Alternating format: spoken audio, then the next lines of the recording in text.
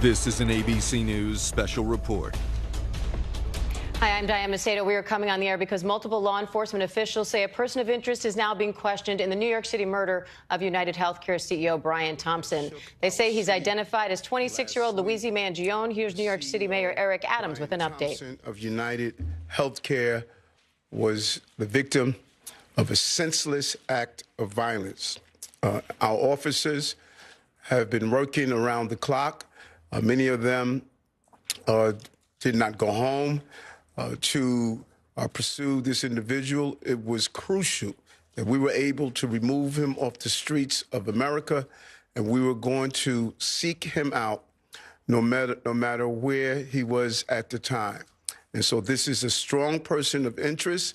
The police commissioner and chief of detectives will go over where we are right now in the investigation. He matches the description of the identification we've been looking for. He's also in possession of several items that we believe will connect him to this incident. How did we do it? Good old-fashioned police work. The chief of detectives and the police commissioner made the decision to release as much of a photo that we had at the time. We sent it across the country, and someone, a McDonald's employee, did something we ask every American to do. If you see something, say something, but most importantly, do something. And they did. And because of that, we believe we have a strong person of interest to deal with this case. I want to now turn it over to the police commissioner of the city of New York, Commissioner Tisch.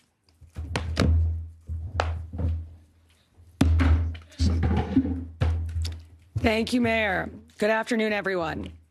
Earlier this morning in Altoona, Pennsylvania, members of the Altoona Police Department arrested Luigi Mangione, a 26-year-old male, on firearms charges.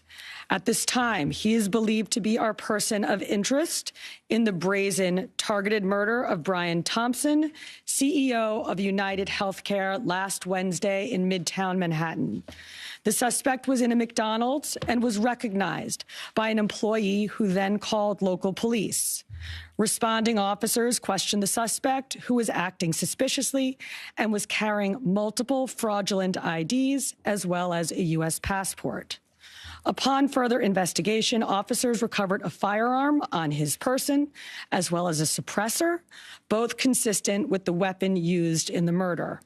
They also recovered clothing, including a mask consistent with those worn by our wanted individual. Also recovered was a fraudulent New Jersey ID, matching the ID our suspect used to check into his New York City hostel before the shooting incident. Additionally, officers recovered a handwritten document that speaks to both his motivation and mindset. NYPD detectives are en route to Pennsylvania as we seek to interview the subject further. This apprehension is thanks to the tireless work of the greatest detectives in the world, and of course, the strong relationships we have with our local law enforcement partners.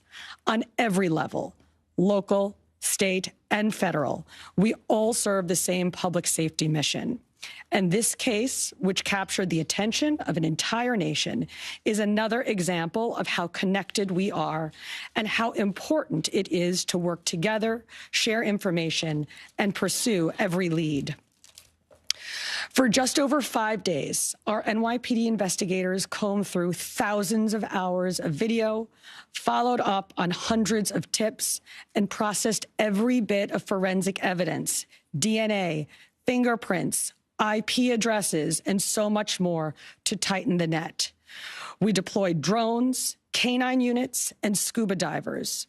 We leveraged the domain awareness system, Argus cameras, and conducted aviation canvasses.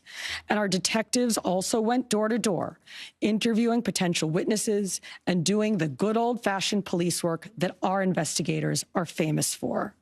This combination of old-school detective work and new-age technology is what led to this result today. And we must also acknowledge the instrumental role the media and the public played in this case. The images that we shared with the public were spread far and wide, and the tips we received led to the recovery of crucial evidence. We should never underestimate the power of the public to be our eyes and our ears in these investigations. This is the third time in 3 weeks that a member of the public has seen something and said something and done something that led to a high-profile arrest. The triple stabbing homicide in Manhattan, the gunpoint robberies in Queens during which an NYPD officer was shot, and now this. Now, the case will continue through the criminal justice process. And while we are proud of today's accomplishment, we must, of course, remember that a family is in mourning. I want to again extend my sympathies to Brian's family, his co-workers, and all who knew him. Finally, I want to thank the women and men of the NYPD, especially our Detective Bureau personnel, with a strong assist from our intelligence analysts. We also thank the SAC of the FBI's Criminal Investigative Division, Leslie Rodriguez-Bekshies. And I want to commend the staff of the Manhattan DA's office, and especially DA Alvin Bragg. He has been working with us 24/7 on this case, and I am incredibly grateful for his partnership. I'll now pass it along to our great Chief of Detectives, Joe Kenny, who will provide additional information. Chief. Thank you, Commissioner. Good afternoon. As the Commissioner stated earlier, a male was taken into custody today in Altoona, Pennsylvania this morning. He has been identified as Luigi Nicholas Mangione. He's a male, 26 years old. He was born and raised in Maryland. We know he has ties to San Francisco, California, and his last known address was Honolulu, Hawaii. He has no prior arrest history in New York. Members of the NYPD Detective Bureau are currently traveling to Pennsylvania with members of the Manhattan District Attorney's Office to interview this subject. This case was brought to a successful conclusion based on the coordinated effort between numerous NYPD units, including the Intelligence and Counterterrorism Bureau, our federal partners at the FBI, the Manhattan District Attorney's Office, and, of course, members of the Altoona Police Department in Pennsylvania. On Thursday, one day after this crime was committed, the NYPD released a photo of the shooter in this case. This picture was obtained by the NYPD during one of their extensive video canvasses. We took that photograph and we asked for the public's help in identifying this subject, and the public responded. Hundreds of tips began to pour into our hotline. Each tip was investigated thoroughly, and we began to release additional photographs as they came into our possession. The NYPD provided these photos to numerous media outlets. Local, national, and international outlets released the photo via television, print, social media, and online content. Luckily, a citizen in Pennsylvania recognized our subject and called local law enforcement. Members of the Altoona Police Department responded to the call, and based on their investigation, they notified the NYPD. This investigation is still active and ongoing. Thank you very much. We're going to take questions on shooting first, and then we'll... Mark? I had a couple questions about the document that he was found in possession with. Can you go a little bit more in depth about those motivations that you mentioned? Was that CEO specifically named in that document? Was there anything more about him wanting to go after others? And also in that document, was there any indication that explains us how the level of detail that he went into killing him? Like, is there anything? Like I said, that document is currently in the possession of the Altoona Police Department as part of their investigation. But just from briefly speaking with them, we don't think that there's any specific threats to other people mentioned in that document. But it does seem that he has some ill will toward corporate America. Over here, sir. NJ? Chief, was the suspect wearing a mask at the time he was spotted in McDonald's? And also, criminal cases often have a linchpin. Can you point to a single linchpin that helped crack this case? There's numerous linchpins in this case, in the fact that we've recovered an enormous amount of forensic evidence, an enormous amount of video, and once again, with your help and the public's help. So I really couldn't put it on one thing, but if I had to, it would be the release of that photograph from the media. You said he had a passport on him. Do you believe he was trying to flee the country? And also, are you still looking for any evidence in Central Park in regards to the bike? We had divers in the water yesterday that came up negative results. The passport, we don't believe that he was planning on doing any traveling at this time. We don't think he, at this point in our investigation, we don't think he was trying to flee the country. The person at McDonald's, were they buying food? What were they doing at that exact moment? He was an employee at the McDonald's. Right. But what was the suspect doing? He was sitting there eating. Will the suspect be brought back to New York and charged here, and when? We're going to have to work that out with the Manhattan District Attorney's Office in Altoona, Pennsylvania. He's going to be facing gun charges there, and at some point we'll work out through extradition to bring him back to New York to face charges here, working with the Manhattan District Attorney's Office. Hi, Anita from the New York Post. I was just hoping to get more details on the capture itself. Did he put up a fight? Did he say anything to cops? And we've also reported that he published online anti-health care industry rantings. Can you share with us some of the services that he posted on? We're still working through his social media. We're going to do a complete scrub of that. Preliminarily, like I said, he seems that he has some ill will toward corporate America, but that will all come out as part of our investigation. We're not done here. We're still going to be putting this together. We're still going to be working very hard to bring this to a successful conclusion. And the capture itself, did he put up a fight? Did he say anything to police? I don't have that information. Oh, sorry. Can you elaborate on how he got there, the path he took from Port Authority and on the George Washington Bridge to Altoona, PA? Same thing. This just happened this morning. We'll be working, backtracking his steps from New York to Altoona, Pennsylvania. I was going to ask if he knew anything, if he took a bus to Philadelphia first and then somehow got to Altoona. But We're still working on that. We're still working through that. Britain. Is there any indication that anybody else was helping him from the inside, you know, as far as tracking the CEO's movements? Once again, we're still working this investigation very hard. It's not at its conclusion yet. That could come out during our investigation, but as of right now, we have no indication that that took place. Chief, did he have any weapons or anything like that with him when he was arrested? He was in possession of a ghost gun that had the capability of firing a 9mm round and a suppressor. Joe? Can you get into a little bit about the technical aspects of the investigation? I know you deployed an unprecedented amount of technology. You also activated the Sentry program through Intel. Can you talk about how that is going to play into actually building the case as far as cell phone and all of the other technical aspects of what you've done? In this case, it really came down to technology was the use of drones in Central Park, and really comes down to the video canvas that we did. We used every source of video that we could collect, hundreds and hundreds and hundreds of hours from hundreds of sources, and that helped bring this to where we are right now.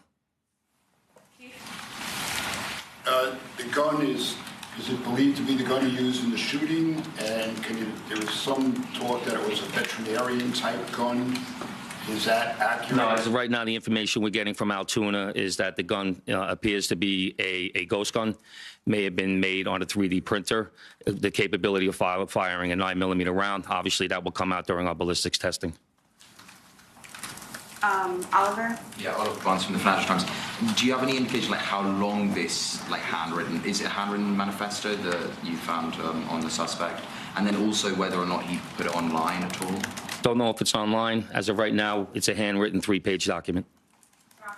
Chief, does he have ties to that area, and was he someone who you knew by name before his arrest? We believe he may have attended college in Pennsylvania, but like I said earlier, he has ties to Maryland and California and Hawaii. And you knew him by name before today. Was his name on your radar? Excuse me? Was his name on your radar? Was he someone who you had been looking into before his arrest? No, we did not have his name prior to today. Lynn? Brent? Okay. Does he have any prior arrests? I know there were none for New York City, but is there any prior arrests anywhere else in the country? We have not come across any arrests in the country. Chief, hi, how are you? On two things. On the ghost gun, is it something you're going to be looking into to see if he made it himself? And can he make that himself? Or would he have to buy the gun the way it was? No, once again, that'll be part of our investigation as we follow up. I mean, obviously he's going to face murder charges, but is there any chance that he could face any other charges because he was targeting the CEO, and because of his writings and other things that we're now finding on him? Federal charges or that determination will be made by Alvin Bragg. Yeah, Yes, what connections does he have in Pennsylvania that you know of, and are they in Altoona specifically? We believe he attended college in Pennsylvania. Does he know anybody in Pennsylvania? Wouldn't be able to tell you that. All right, we're going to take one more question on shooting, Marla, and then we're going to go. Is there, what, you talk about the manifesto having said things against corporations, but specifically UnitedHealthcare, and do you believe that Mangione acted alone? We believe at this point, our investigation is leaning toward he was acting alone.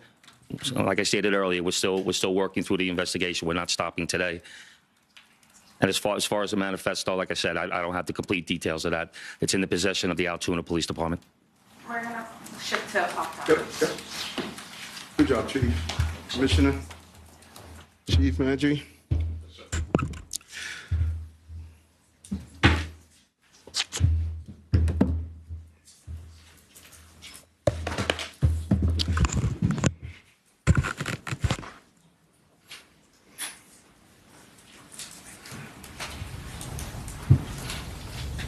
We've been listening there to New York City officials confirming a person of interest is now being questioned in the New York City murder of UnitedHealthcare CEO Brian Thompson. They say he's identified as 26-year-old Luigi Mangione. A nationwide manhunt has been underway since Thompson was shot and killed outside a New York City hotel on Wednesday. Now police are saying they're questioning Mangione in Altoona, Pennsylvania, saying, among other things, he was carrying fake IDs, a written document, and a gun similar to the one used in the assassination-style killing. I want to bring in ABC senior investigative correspondent Aaron Katursky, covering the story for us from the very beginning. Aaron, what do you make of what officials are saying here and how many things they found on Mangione's person? Authorities said they did not have his name, the name Luigi Mangione, before a heads-up McDonald's employee in Altoona, Pennsylvania, recognized him from images police had shared through the media around the world, and police credited that individual with recognizing the person, calling police, who were able to take him into custody, where he's now charged on gun offenses. He had a 9mm ghost gun capable of firing a 9mm round, similar to the murder weapon in the Brian Thompson case. The authorities credited good old-fashioned police work with getting that image out from the countless hours of surveillance footage from 60,000 surveillance cameras in New York City, and then the heads-up member of the public who called it in. But until that moment, Diane, they did not know who their suspect was. And Aaron, what more can you tell us about the fake IDs they say this person of interest had on him, and this written document they're saying may speak to motivation here? These writings are described as having some kind of ill will toward corporate America, according to the chief of detectives, Joe Kenny. I can tell you from several law enforcement sources that they speak of anger and frustration toward the insurance industry, and may give the authorities some window into Luigi Mangione's alleged motivation. The ID was fake.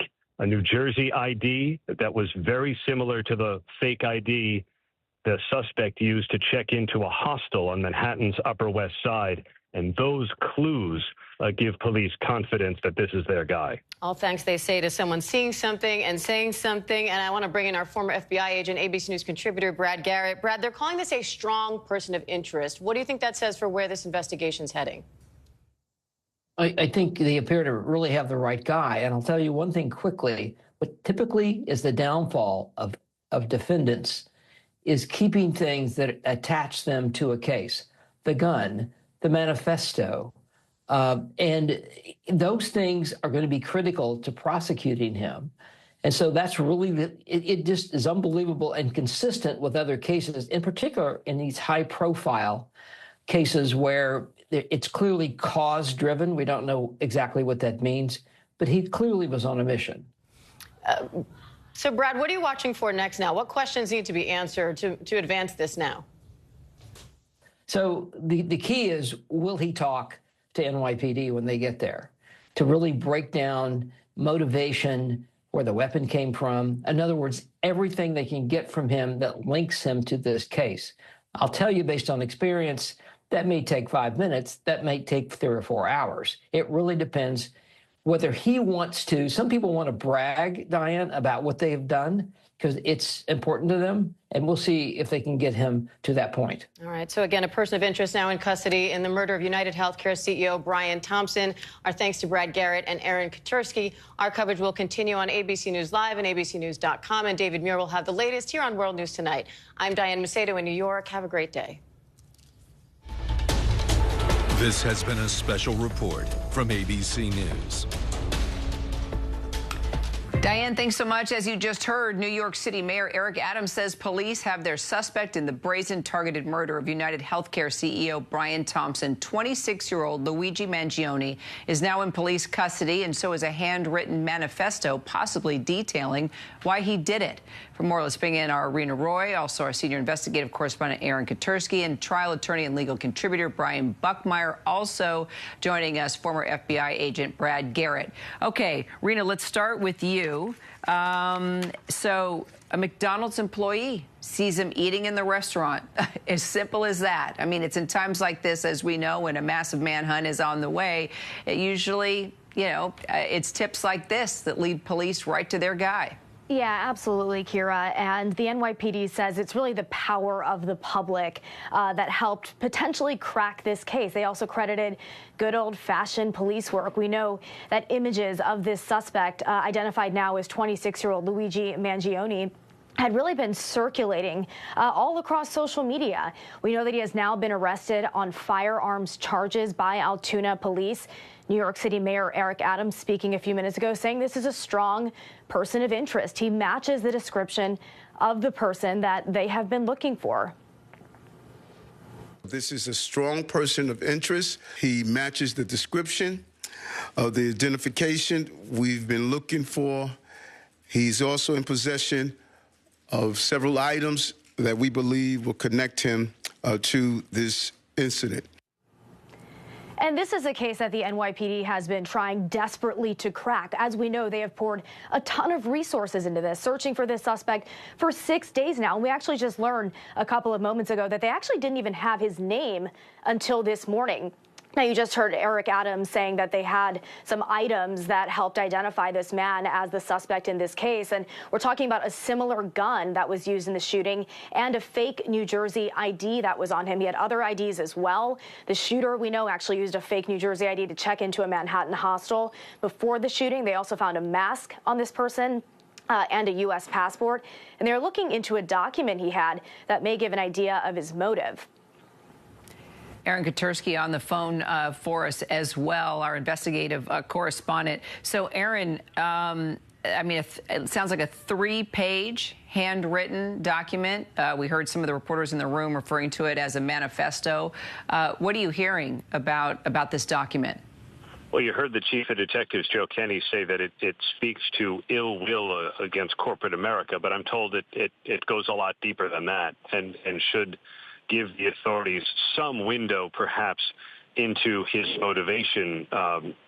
But beyond the writings, there was the ghost gun, and that may explain why the shooter is seen having some trouble with the gun if it jammed, but that there were also, other items that link this individual to Thompson's murder, including a fake New Jersey driver's license, similar to the one that authorities said he used to check into a hostel on Manhattan's Upper West Side. So police NYPD, Kira, has yet to talk to the guy, but they are confident this is who they're looking for. And if you look at his social media profile and other things online, you find that he's a valedictorian, and somebody who has had a major surgery. So again, we're just starting to learn about this individual, but police seem confident that they're going to understand his motive. And you heard Chief Kenny say they're not done yet. And let's move into that possible motive with you, Brad Garrett. So apparently in this document, ill will toward corporate America. And if you look through his social media, and authorities say they are going to continue to do that, there appears to be some type of X-ray, whether it's his or not, we don't know, it looks like of his back, possibly his spine, with some pins in it. Then the other things found from this backpack that was believed to be his, that he left, that had Monopoly money in it. It was found near Central Park. Then you had the bullet casings that were found around the shooting with deny, defend, and depose on it. We've talked about that vernacular. In addition to now a ghost gun with a suppressor along with fake IDs. I mean, Brad, if you were to put all of this stuff together as former FBI, what are your thoughts? I'd say you really got the right guy. And, you know, this case struck me, Diane, from the beginning, or Kara, I'm sorry, that he was either a victim, clearly from his perspective, of the healthcare system or someone close to him. And, you know, it may end up it's him, that maybe he got hurt, he got treated poorly, they canceled the insurance, whatever it might be, that's what drove him to commit this shooting last week. And so, with that, you're going to find, I'm going to guess, or they're going to find a lot more as far as writings are concerned, or sort of this focus on the healthcare industry, because this became, in my view, a cause-driven crime that he wanted to avenge for, in his mind, the bad things that the insurance industry, the healthcare insurance industry, does to people, maybe including himself. And it also is the reason I think you see him in what pictures are caught, or even at the hostel. You know, he's smiling, and at the crime scene, he's sort of methodical, but doesn't run initially. He's in his comfort zone, and people tend to get in their comfort zone when they feel like they're really doing something that needs to be done, and it's really up to them to pull it off, and so they're going to be very focused. And it's interesting, that you bring up just this whole conversation about healthcare, Brad, because the reactions that have emerged on social media, I mean, they've been nonstop, and just looking at what people are saying, and just the anger toward health insurers, and that's going to be a whole nother discussion. And then, Brian, right now, authorities say they're getting him on firearms charges, but if you start piecing this all together, clearly there could be many more charges at hand here. Absolutely. And the reason why they've got him on firearm charges now is because in the place in which he was arrested in Pennsylvania, that's the only crime that occurred within that jurisdiction. He's got a ghost gun, or a gun that's not made from a corporation, but is made by a private individual. It doesn't have a serial number, so you can't track it, hence the ghost aspect of it. But what will ultimately happen, he'll probably be arraigned in Pennsylvania, and then there'll be a warrant for him in New York as a person of interest, and he will probably be brought to New York because there are greater charges in New York than there are in Pennsylvania. And I would imagine that he would be indicted on murder and probably other related charges based on where the investigation goes, on top of those gun charges. So he'll have cases, in essence, in 2 different states. A lot to follow. Rena Roy, Aaron Katursky, Brad Garrett, Brian Buckmeyer, thanks to all of you. Well, Daniel Penny is...